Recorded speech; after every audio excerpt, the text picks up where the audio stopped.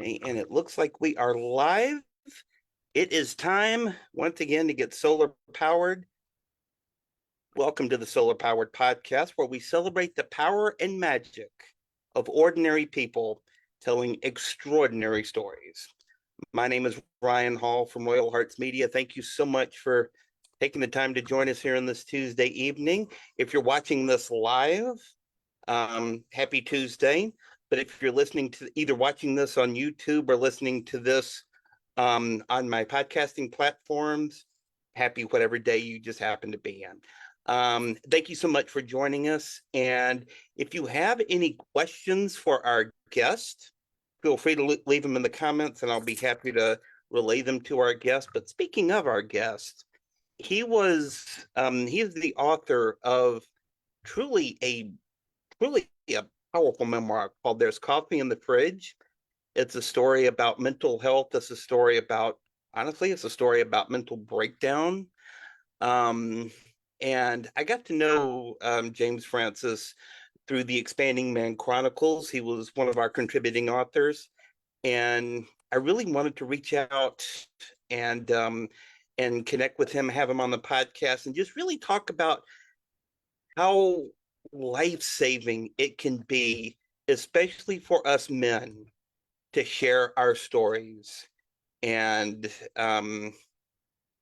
because I really believe sharing our stories can save our lives.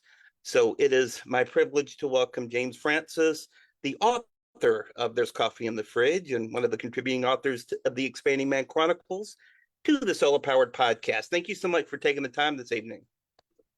Thanks, Ryan. Thanks for having me. I'm glad to be here. No, pleasure is all mine. Well, if we could just get started here, what's your story?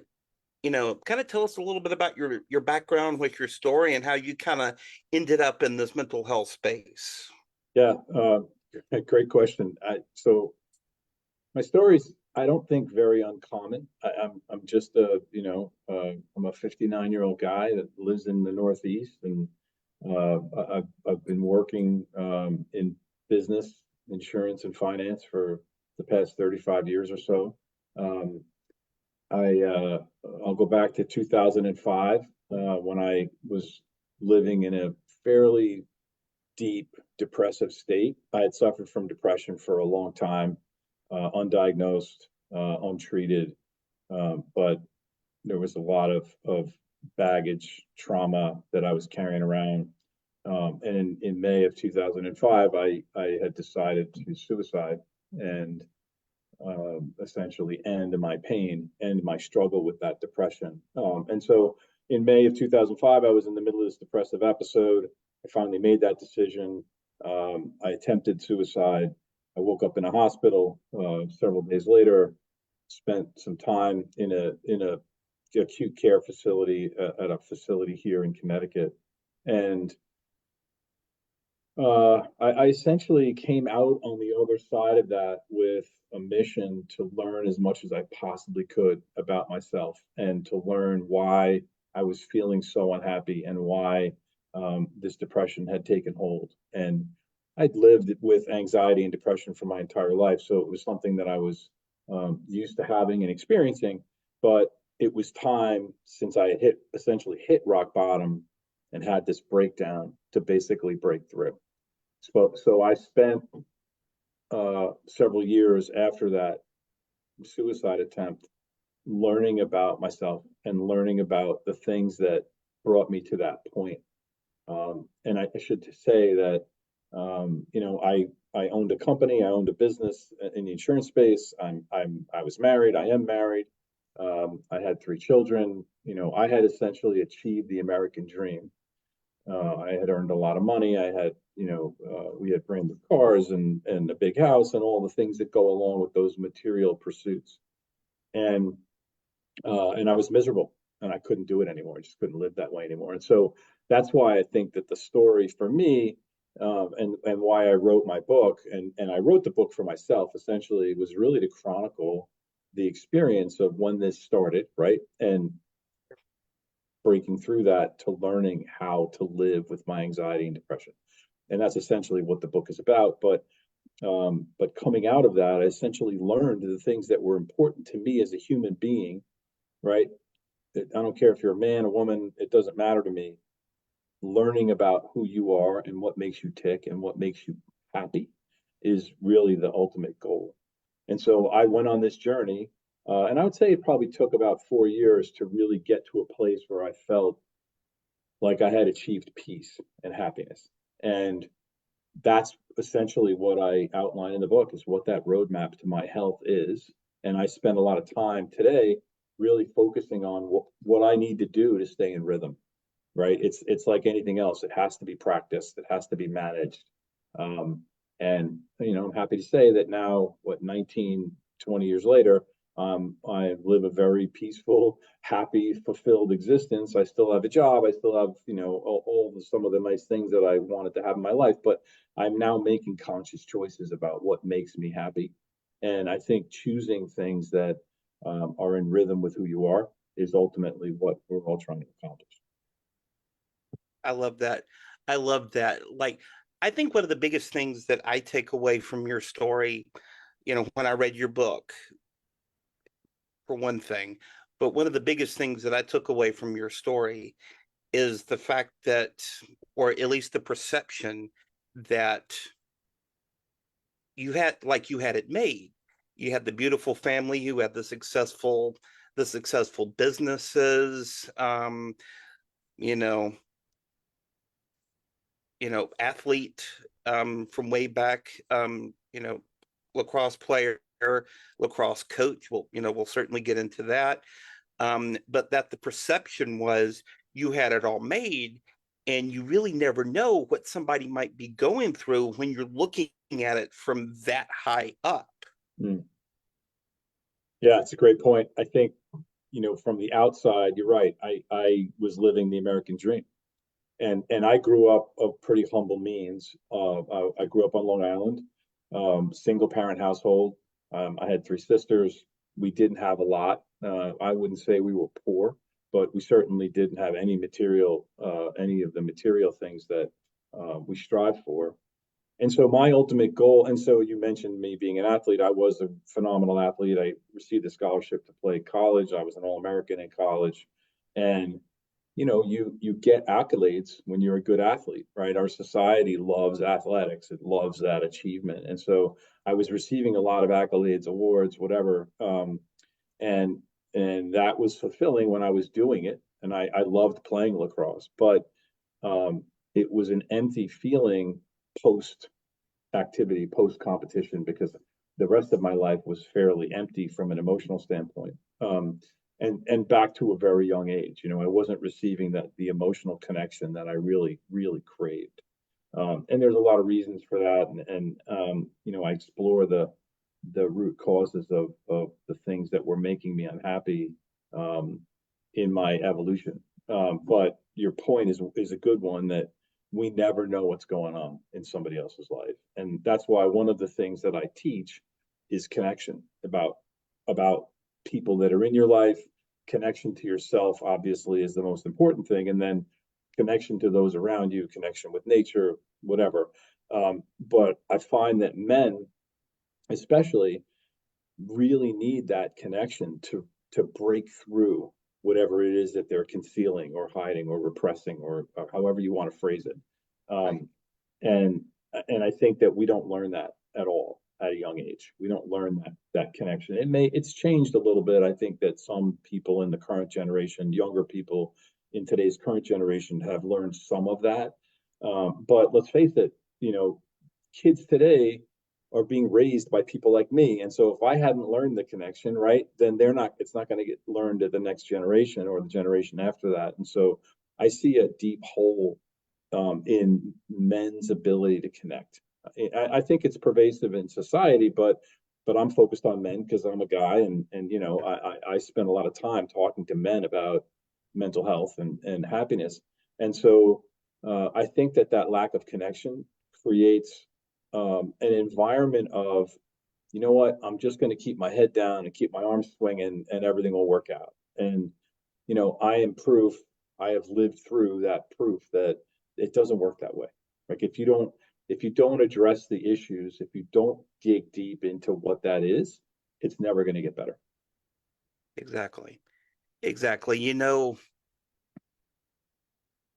A big takeaway that I got from what you just shared was, and I think if those who have read your book, I think would have a similar takeaway in that you were very disconnected from who you were at your truth. You were, you were disconnected. You had, again, you had the family, you had the successful businesses, but you were that like there was a lot about your life I had it that was, as we like to say down south, kind of keeping up with appearances. Mm. Yeah, and I don't think it was a conscious thing. Um, and what you're saying is accurate, but it wasn't a conscious thing where I was like, you know what, I need to have this car so that I look good for other people. I just felt like, well, this is what you need to do to be happy, right? To feel successful, I think.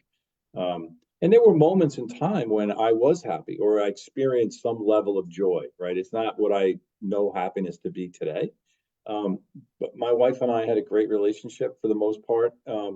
Except that, like you said, there was some detachment because I was empty with most of what was happening around me. I couldn't attach myself to the success. I couldn't look at it and say, this feels good for any period of time. It would come and go. One of the examples I use is going to a dinner party, right, with 10 people. And I could sit in a party and tell a lot of jokes and have a lot of fun and laughs and on the outside look like I'm having a great time. But when I leave that engagement, right, when I leave that party, I'm just like, well, that was it. This is it. Like this is all life is. Like this is not fun. I don't want to live this. And so it wasn't something that I could experience and also process for a period of time. It would just come and go, and they were interactions, they were transactions.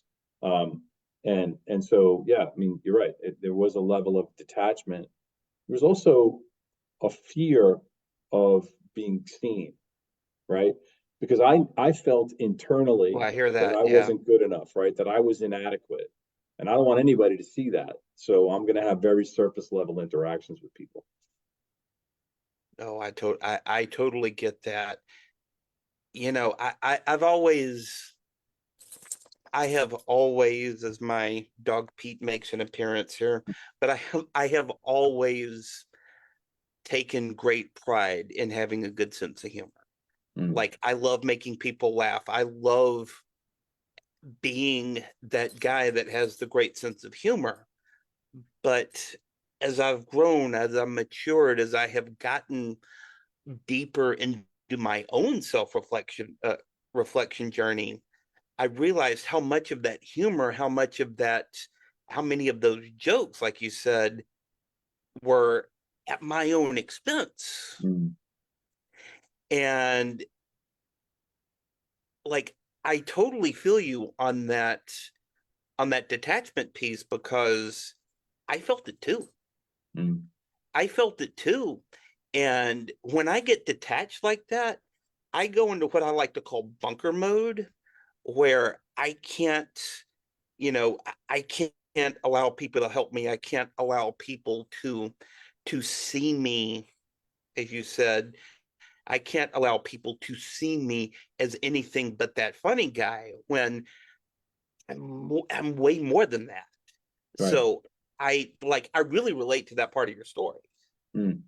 Yeah, it's interesting. And I think a lot of people experience that. And so part of the reason why I do what I do is really to start a conversation.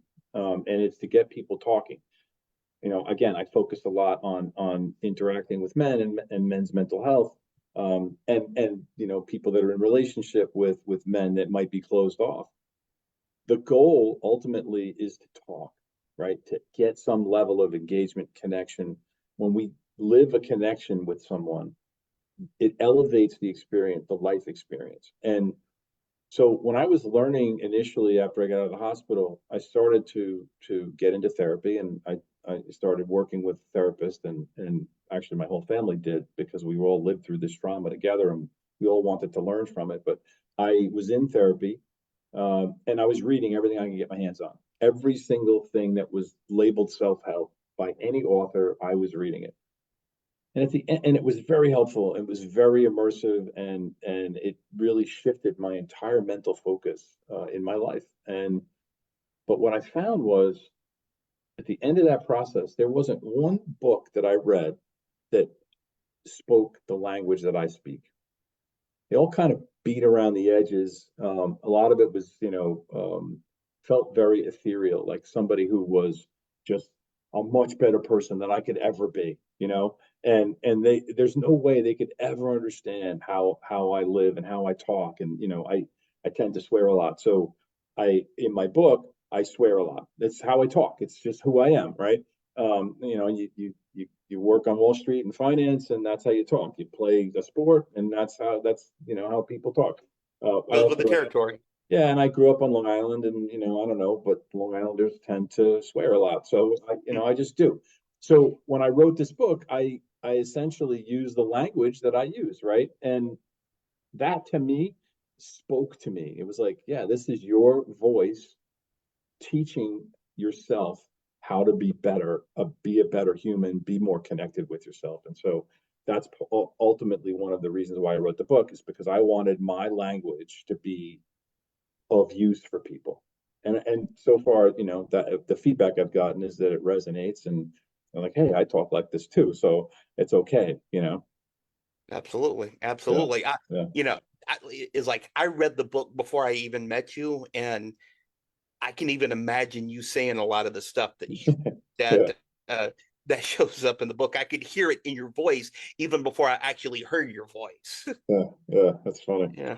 Yeah. So I'm just trying to get people to talk. Like, you talk about in the outline and the intro, the fear of telling our own stories. And I think that that is a really important point, right? People are afraid to be seen. They're afraid to put themselves out there.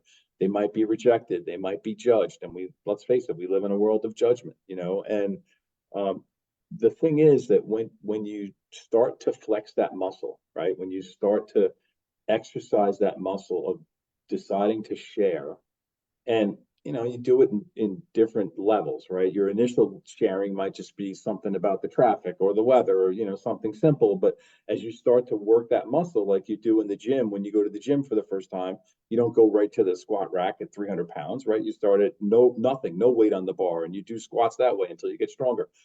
It's the same thing with connection. You start very gently with yourself, um, but what you start to feel is this. What I feel when I have a connection with someone is I get this feeling of, you might get goosebumps, or this feeling at a cellular level that your body starts to kind of vibrate, and you're like, oh shit, that's a really good feeling. I want to do that. I want to experience that more.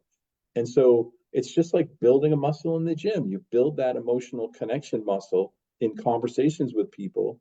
And it could be one person that you trust, or it could be, the person behind the counter at the coffee place where you get coffee. Um, Starting to build that muscle, it becomes more commonplace for you to then live that way.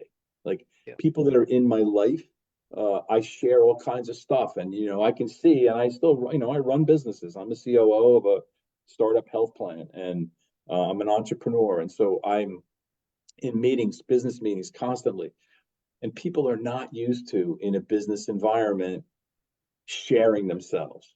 And so when I come into the room and I start to tell stories about my life, and I talk a little bit about what's going on, and it can be a little bit shocking for people, but they start to then, when they get more comfortable, participate in those conversations, and that level of connection increases across the team in a business setting, and it has phenomenal results for people. It's amazing to watch it happen. And that's really beautiful. That's really beautiful because I have it that a lot of times, you've said it several times, a lot of times we're just afraid to be seen. We need to be seen as somebody who's like right on it, who's got all the answers, who's, the guy that everybody counts on. But we're not always like that. Yeah, We're not always like that. We struggle. We have our, we have, you know, sick kids, sick pets, you have a fight with your spouse. I mean, life happens, and you're absolutely right on point. So many of us men are scared to be seen, kind of on that deep level. Like, I've got a great example I wanted to share. I remember having a conversation with a fellow author friend of mine, and like I said earlier, I love being that guy that has the great sense of humor, but it felt really empowering for me to kind of deepen our connection by just reflecting, hey, I'm struggling. There's some stuff I'm going through. Well, I'm struggling too. We got to be here for each other. So I think a lot of that campfire, um, like mentality Mm. is lost in this modern day world, because we're doing this conversation, we're having this conversation live on Facebook right now, one of the most impersonal websites in the world, Mm. but we're having this vulnerable conversation, this open and honest conversation, um about things that really need to be spoken about. So authenticity is, you know I won't say that authenticity is lost, but authenticity can be in short supply in a lot of places in our world. But when we bring that to the table, it really resonates with a lot of people. Yeah, I agree. You know, it's interesting you bring up the impersonal, just kind of general Facebook thing. And it's social media, right? It's out there, people are connecting with it. One of the things that's interesting, I want to talk about vulnerability in a second, but one of the things that's interesting that's occurred for me over the last 3 months is I went viral. My book and some videos that were posted by my social media team went viral on TikTok, and I had never been on TikTok, and they went out there and they shared it, and over 1 million people watched these videos of Oh wow. me talking about whatever I was talking about. And there is an entire community of people looking for mental health guidance and sharing mental health stories and struggles on TikTok. It is amazing. It's amazing. I mean, I never in my life could have imagined reaching 1.6 million, 1.6 million people with the story, and then follow-up videos where, a couple 100,000 people are watching these videos. And I'm getting emails from people every day with their stories about how much pain they've had to endure, or an uncle suicided, or a brother suicided, or my friend is considering suicide. And it really had me realize and reflect on how much pain and suffering there really is out there. And it's not just men, and it's not just middle-aged men. It's across the board, because I Yep. think the demographic in TikTok is like, mid to late 20s, early 30s. I've been getting emails from people, just telling me very intimate details about their lives in terms of their own struggles, and it really touched me, because there was a lot of pain out there, and I Yeah. what I've found is most people don't want to admit vulnerability, right? 3 words: I need help. Yep. And in any situation, I don't care who you are or where you are, if somebody asks you for help, right, your inclination usually is going to be, sure, I'll help you, even if it's a stranger. But if there's somebody in your life who you are connected with in some way, a sibling, a father, a mother, aunt, uncle, whoever it is, cousin, whatever, friend, if you say, I need help, they will immediately engage with you, immediately.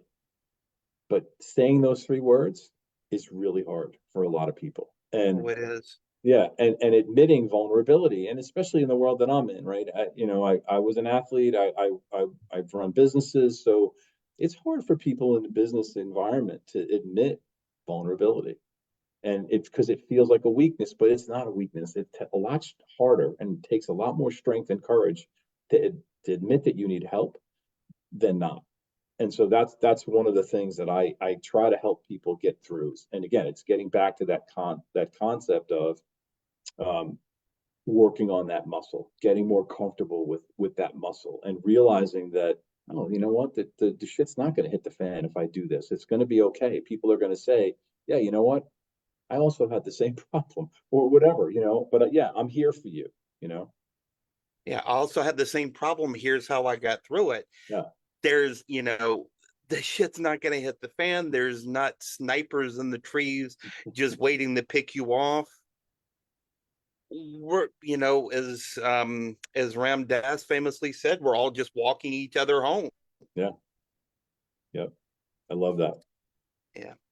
I'd love to talk a little bit about um, what you're seeing um, in your in your sports world, because you're a youth lacrosse coach. Easy for me to say, um, but you see,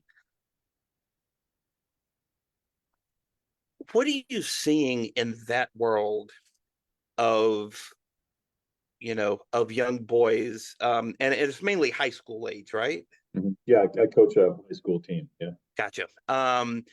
What are you seeing in, with these teenage kids, these athletes, these teenagers just full of testosterone, piss and vinegar, all that stuff? What are you seeing in that world in terms of these boys, um learning about connection, learning about being there for each other, and kind of on a deeper surface level than the number on their jersey or the logo on their helmet? Yeah. It's a great question. It's a little all over the place, but I would say generally um, that most of them, well, they don't know who they are, right? And so I'm coaching kids that are, and I've coached younger kids, but I'm coaching kids that are basically 15 to 18, right? Their brains aren't fully formed yet. They really don't know a lot of the things that they're experiencing and a lot of the things that they're feeling, they don't really understand. What I would say is that to a kid, right, to a guy, they are afraid. And they're afraid to either make a mistake in the eyes of their coaches or in the eyes of their parents or in the eyes of their peers. That's a big deal, right? There's a lot of peer pressure. So they're afraid. Um, and they're afraid to interact, to communicate with adults. So what I try to do, and again, I'm all about connection. I try to break that down into, let's have a conversation. And I'm not talking about conversations of an intimate nature or, they got to tell me anything about their life, but basically say, hey, how you doing today? How's school? What's your favorite subject? The typical things that you would want to engage on with somebody that you just met, right? You said I use this metaphor for I'm at a bus stop and you're sitting next to me for an hour and we're gonna have a conversation, right? So I see fear in these kids' eyes, I see fear in their actions, and I try to break that down into conversations about their lives to let them know that it's okay to talk and that there isn't going to be a judgment. I think part of the problem, and it's not just with high school kids, it's across the board, is people don't listen. They're listening to respond. They're not listening to take that in. And sometimes the best response is no response. Like, I hear you, I see you. And that's it. That's all you need to say. Not, you know what, I lived the same thing. Or, somebody could say they had a headache, and then the next person would say, oh man, talk about a headache. I had one of the worst headaches you could ever imagine. You know what I mean? Everybody's Right. trying to one up each other. And I think that if you're in a connection with somebody and you're trying to have an interaction, just listening to somebody and saying, I hear you, is enough of a response. You don't need anything else. I hear you. And then it just continues to get easier. So I think with these high school kids, it's really fun to connect on a level where they start to feel comfortable that they have somebody in their corner, even if it's for a couple of months, for a couple of hours a day outside. But I think that that is an encouraging thing. And I mentioned to you before we got on the live, that I've been doing this now in my town. I live in a small town in Connecticut. I've been doing this in my town now for 28 years. And I see kids that I coached 25 years ago walking down the street and they're like, "Hey, coach," and that connection is real. And that's the reason why. Absolutely. I find it I find it ironic. Speaking of coaches, I find it ironic as as if you're watching on Facebook Live, and everybody who knows me, I'm a diehard Alabama Crimson Tide fan, and I'm wearing an Alabama shirt right now.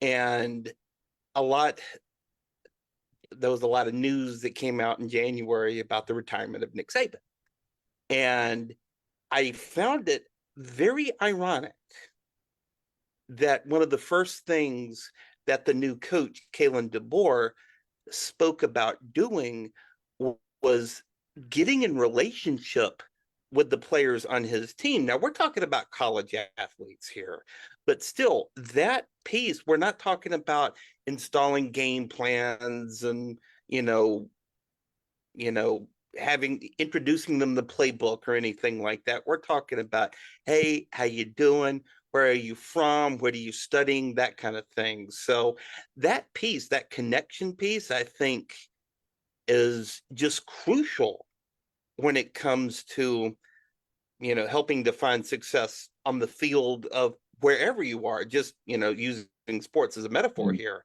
yeah. but finding success wherever you are, that connection piece is going to help you, and you can certainly speak to this, is going to help you to be able to get the best out of your players, but also can help you, it you know, can help you motivate and encourage those players at a kind of at a higher level. Yeah, agreed. I don't think that you can be a successful leader, whether it's an athletic coach or business leader, it doesn't really matter, without having a connection and understanding the people that you're working with. Without that level of connection, the relationship will fall flat. It will not produce the results you want. And so I think that's really critical. I think that learning about connection to yourself, though, is the most important place to start, and figuring out how to make that happen. And getting down to making choices about how you want to live, right? I think that's really critical. We sort of, and I know I did it, right? We go down this path of chasing success, however we want to define success. And we get caught up in the chasing, right? And not really realizing the conscious choices that we need to make in order to really be who we want to be. When I came out of the hospital and started to do this work, um, it required me and my wife to sit down and actually decide, well, how do we want to live, right? We had achieved this level of success, but it almost drove me to an early grave, right? So really sitting down and saying, what do you want to choose? How do you want to live? Where do you want to be? And I think that's really important. I think it's important to establish that connection with yourself, is to get really honest and granular with the answers to those questions. And sometimes the answers are, holy crap, I don't want to do this anymore. I can't possibly do this anymore. So what is it that you really want to do? Now there's consequences to that, right? I At the time, I had achieved some success. I was making a lot of money. So we live in this big house and we're taking vacations. And is that how you want to live? Right? Is that necessary for you, James, living in your life? Is that necessary for you? And I learned a lot about what really is necessary, like what I want to live. And I think ultimately that is probably the most freeing experience that I've lived since I've been on this planet. The choices, a lot of choices. Just, I love what you said about it. It's almost like getting in connection to yourself, because I feel like a lot of us, and when, like, I go in waves on this myself. When I'm out of connection with who I am, when I'm making those choices from a place of scarcity, from a place of lack, from a place of fear, when I'm making those choices, you can get to the end of your rope pretty quickly. Yeah. Yeah. And when you're making those choices, when I'm making those choices from a place of self-love, self-connection, um, it's a lot more fun. It's a Yeah. lot more fun, and it's also a lot more freeing when you start to see those results coming in on the other side. Yeah. And the world opens up in a way that you could never have imagined, right? I believe that the universe is here to deliver. It's here to provide. So you just have to get really clear on what it is that you're looking for, and the universe will deliver that. And not to get, too esoteric or ethereal, but that is how I live. And and now, right? I didn't before, but that is how I live now. And I think shifting the narrative from I have to or I need to I am choosing to do this is very powerful. And again, to use your word, it is very freeing. And I'll just give you a small example of that. I travel a lot for business, not during lacrosse season, but non-lacrosse season. And let's just say I've got a meeting in St. Louis, right? And I wake up on a Monday and I've got to get on this plane, and I'm like, oh crap, I got to fly. I have to fly to St. Louis, right? Well, the reality is I don't have to fly to St. Louis. I am choosing to go to St. Louis because I want to keep my job, or I want to be successful in the work product that I'm delivering, or whatever that is. Shifting that from I have to I am choosing to do this changes your entire dynamic about what it is that you're about to do, and it produces a better outcome. And choice is just such a big, kind of a pet subject of mine, because I feel like that there is a fine line between deciding something and choosing something. Mm. When we choose something, we just choose it because we want to. Like like your example with the work trips. Instead of dreading the TSA line and you know driving to the airport, you get to say, hey, I get to do this. I choose Yes. to do this Yes. because you choose to do it, not for anything else, not for fear of losing your job or fear of falling down in your performance. I get to do this. I choose to do this because I choose to do this. Yeah. Yeah. And it's a gift, right? Having Yes, gratitude about that just increases the power of it and the outcome of it exponentially. And it's a conscious shift in the mind to change that narrative from I have to, I need to, I must to I choose. And when you start to do that and you make honest choices about what it is that you want, right? Getting back to knowing who you are and what resonates, when you start to do that, then you're like, oh man, this is fun. Like, this is great. I love this. It's a totally different mindset. totally is. It totally is. Let's shift gears a little bit. I'd love to talk a little bit with a little bit more specificity on There's Coffee in the Fridge, which is how I got to know you, first of all. I know you mentioned it earlier that you started writing that book really, really for yourself. Mm-hmm. Yeah. So the book essentially was born from my journaling, which I started in the hospital. So I woke up in the hospital. That experience was pretty eye-opening, right? It was amazing. It was sad. It was very positive. It helped me get to a safe place. And so I started to journal. But, that's one of the outcomes of therapy is if you have a penchant for it, is journaling, and I think it's important. I still journal almost every day. And ultimately, what happened was I was invited by a friend to come and speak to a group of people, actually down your way in Fairfield County, to tell my story, to share my story. And this was in 2010, so 5 years after my hospitalization. And I stood up in front of a group of, I don't know, 80, 100 people, and I talked a little bit about my background and my story and what it came to be. And I came out of that engagement, and there were like 50 people in the parking lot waiting for me. And I had more than 10 people say, you need to write a book. And so I thought, oh, that's interesting. So I sat down and I started to write a book. And essentially, I took out my journals and I started flipping through them and looking at my notes because it really chronicled my experience.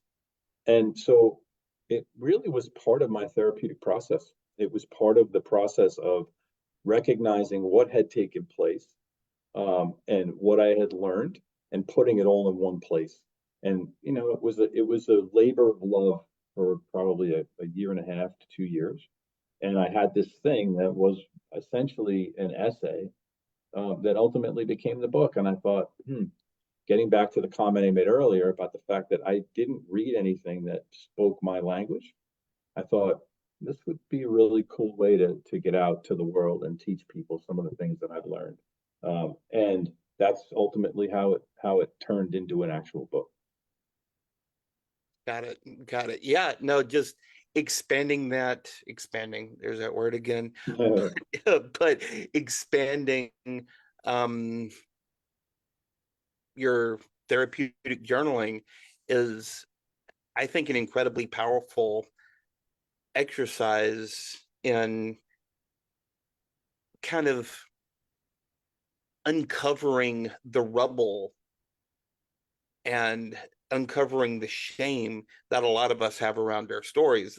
A lot of us men, especially, have around our stories, because you go into some pretty, and we'll certainly invite you to read the book, but you go into some pretty graphic detail on some of the stuff that happened to you in your past that led you to that kind of go down that dark road of, I want to end it all.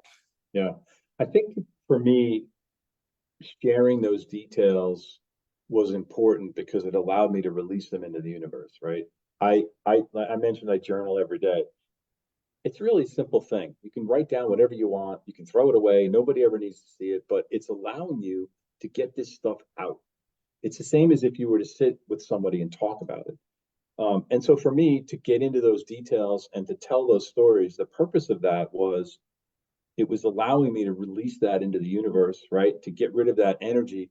But I also wanted people to see what that experience is, like how important it is to really get down into that level of detail as part of the therapeutic process. I think that I was given this diagnosis of depression, anxiety, severe anxiety and depression. And okay, that's one thing, but how do I evolve out of that? And so the evolution of that began with going back into my root cause of where this trauma started, what happened, what the experience was, what the feeling was, all of that. And so that's ultimately what I was writing about, was getting into that, the root causes of the trauma and the results that were coming out of that. And that's why it's so important. And I would say to anybody, if you really want to connect with yourself, sit down and write down the shit that you don't want to face. Nobody ever needs to see it, but write it down. I don't care if you're a good writer or not, it's irrelevant. Write down what happened in that interaction, whatever that interaction is. And so I was giving people examples, real world examples of that level of detail. That's why I went down those deep dark paths, so people would understand, oh, this is a good way to do this, right? This is I've got this too. I'm going to do this too. And so ultimately that's why I went down that path.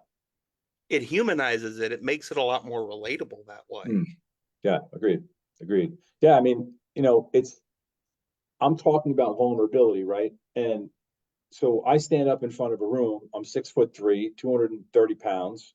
I'm a big dude, and I've run businesses, and I was an all-American athlete, and I've got all these things. And I stand up in front of a room of and I'll use business leaders as an example, and I say to somebody, I was so broken, I wanted to kill myself, and people are like, wow, this guy's, if he's willing to admit vulnerability, then anybody can do it, and I think that that's an important part of my approach to this is I've lived some pretty cool experiences, some pretty important experiences, but not having happiness makes the rest of it useless. It doesn't make any sense. Like it doesn't make any sense. So you have to find a way to connect to yourself. And ultimately, there's ways to do that. But I think acknowledging that you don't feel good right now. You don't feel happy. You want to change something. That's the start. And then what do I need to do to make that change? And I really appreciate in the book how you really break it down into, just like you said, almost like a step by step basis of this is what I did. Try this. It may or may not work for you, but this is what I did to free myself from a lot of that pain. Yeah. Yeah, no, exactly. That's why. And so, I outlined this roadmap to health, the 10 things that I try to focus on in my practice that I do today, right? And I don't do all 10 of them every day, but I do them at least once a month. And some of them more frequently than others. But that roadmap to health is how I manage my anxiety. And when I manage my anxiety, then I can manage my depression because it doesn't come. Depression just doesn't happen. It's still there. I've had depressive episodes just in the last 5 years. I've had a couple. Um, but my ability to bounce back, my resiliency is much higher than it ever was. My ability to turn around and bounce back is very, very quick, which is something that I couldn't do before. And so I think that's one of the differences. And, I always get asked the question about medication. I took medication coming out of the hospital, and I took medication for about 8 or 9 years, and ultimately weaned off of the medication with the help of my therapist and my doctor. And so I'm no longer medicated. But I'm very careful about how the things that I do and the things that have an impact, a negative impact on my physical, emotional, mental state. And speaking of medication, I have been on medication previously myself. Um, that's always a conversation you have to have with your doctor, because if you you're just giving this stuff up, cold turkey, it can lead to some serious problems if you're not super duper careful. Yeah, yeah. It took me almost 18 months to wean off of the medication that I was on. And I mean, it was a really painful process. Actually, the I first time bet. I tried to get off of it, I couldn't. I got so sick. And then I went back on for a bit, and then I did it again. And it was easier that time, but it took me 18 months to wean. Well, yeah, I think it took me close to 2 years to get off. So Mm. it's you gotta have got to have a doctor that you trust Yeah, about that. 100%. Yeah. Yeah. Uh, I think one more question about the book, and then we'll bring this home here. I'd love to hear the story about how you came up with the title of this book. Mm. Yeah. So it essentially, the title is a metaphor, right, for small, and I'll tell the story in a second, but for small engagements in life that are actually the magic of living. And so, like I spent 2 hours on a lacrosse field today. That's coffee in the fridge for me, right? That is ultimately my connection to the world around me, and I just got a chill in my body. But where it came from is this: I was doing a lot of traveling for business, right, leading up to my suicide attempt. I came out of the hospital, basically shut down for 2 years. We lived off of savings, and I was working, but not really working. I was working on myself, and my wife and I sat down and we talk about choices, right? What do you want to do? You want to sell our house, move, downsize, whatever we're going to do, as long as we're all together, it's all good. But I ultimately decided to go back into the wellness business, insurance wellness business. And I was taking my first business trip, right? So now I'm 2 years post hospitalization. I'm going to get on a plane the next day. And I said to I was leaving at 4 o'clock in the morning to go to the airport. And I said to my wife, listen, I'm going to get up early. I'm going to go to the airport. I made some coffee. I put it in the fridge, and I'm going to take off, and I'll go. So I get up at 4 in the morning. My wife likes to sleep late. And typically, she'll get up around 8, whatever. So it's 4 o'clock in the morning. I get up, I walk around the bed, I go down to kiss her on the cheek to say goodbye. And she turned to me wide awake with this big smile on her face. And she said, there's coffee in the fridge. And we just both laughed. And what she was saying to me was, I see you. You're going to be okay. And I carried that with me for that entire business trip. And it ultimately became a metaphor for these small interactions in life that are what life is all about. It's not about the big stuff that we're all trying to achieve. It's not about the big bonus or the big job or the promotion or the house or the cars or whatever. It's about these small moments of time that pass by that we don't connect with. And so for me, there's coffee in the fridge has become this metaphor for that connection, right? The magic of connection. So that's ultimately why it became the title. And I will tell you that I talked to a number of publishers who wanted to work with me, but they wanted to change the title. And I was like, yeah, nope, not doing that. So the ultimate publisher of the book said, yeah, no, this is a great title. I love this, you know. So it's a part of the story. And she definitely would have said that was a great title.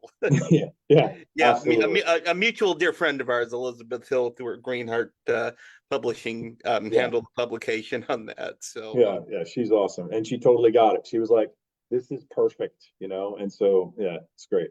Love I Liz. love, I love it. All right, I think one more question before we wrap things up here.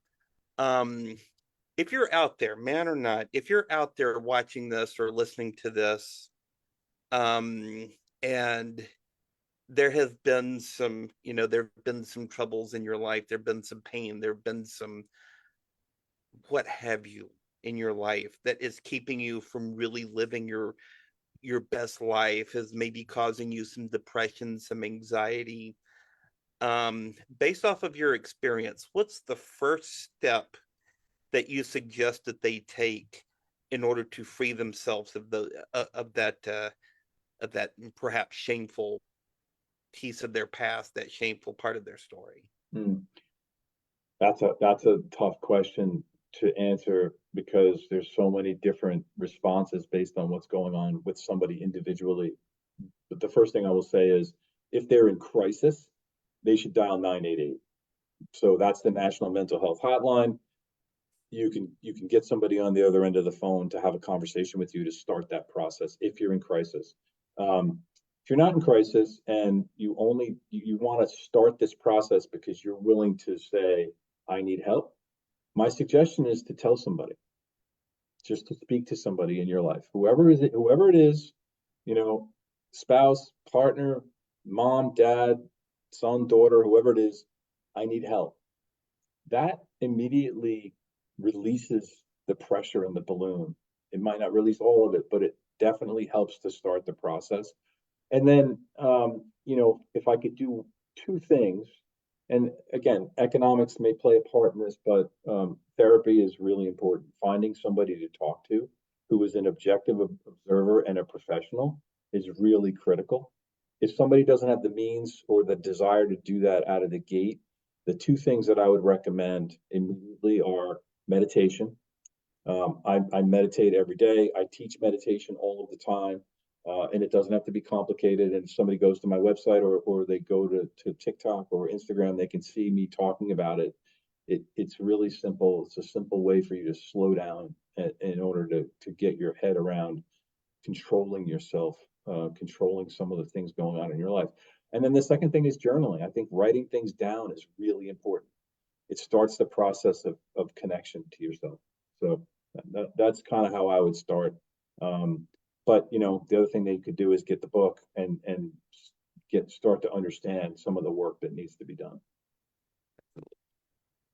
Great segue. How can people find you and how can people find your book? So the book is on Amazon.